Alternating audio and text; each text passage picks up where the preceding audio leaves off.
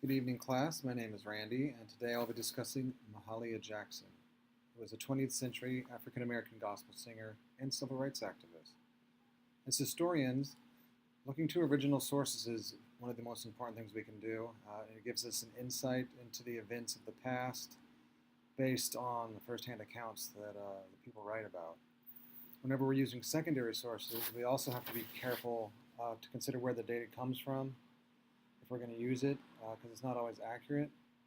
But that's why we try to use primary data as much as possible. Mahalia Jackson, she was born in either 1911 or 1912.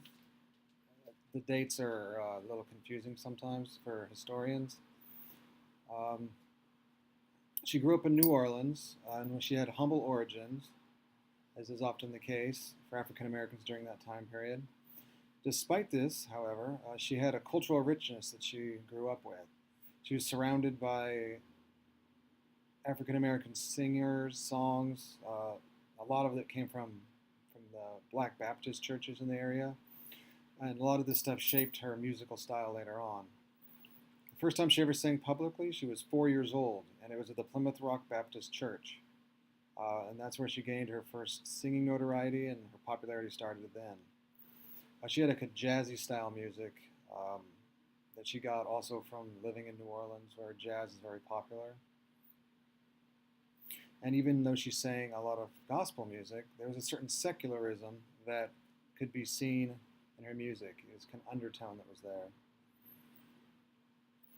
She was famous for her understanding of the rhythm and cadence of the old slave music that was sang during the era of slavery. And she believed that it still had some influence on modern music. Also, black sacred music also was influenced modern music, according to her. She thought that it did a lot for the for modern music, that it embedded itself into several different types of music at the time.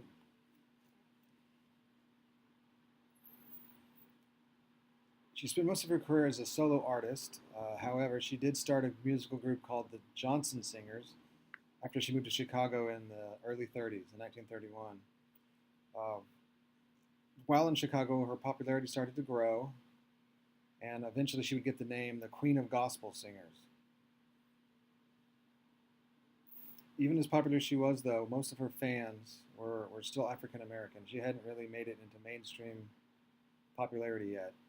There was a lot of white ministers and others that resisted having her music be allowed in our churches because it was very boisterous, very loud, rambunctious music, and a lot of them didn't want that in their church. However, that couldn't really stop her because eventually she would become a radio, television, and recording artist for Columbia Records. This was in 1954 is when she signed this deal. Once this happened, she became more mainstream because her music became incredibly popular because it had been spread through Columbia Records across the United States. So there was more exposure to her music by non-black individuals. So this gave her a lot more popularity and a lot more notoriety. And now once she was popular like that, she could start using her fame to become a civil rights leader. So she was raising money for civil rights, and she showed face at a couple of events that were important during that era, such as the inauguration of President Kennedy, as well as singing at Martin Luther King Jr.'s I Have a Dream speech, or right before the speech. And then when his untimely death occurred, she was also a singer at his funeral.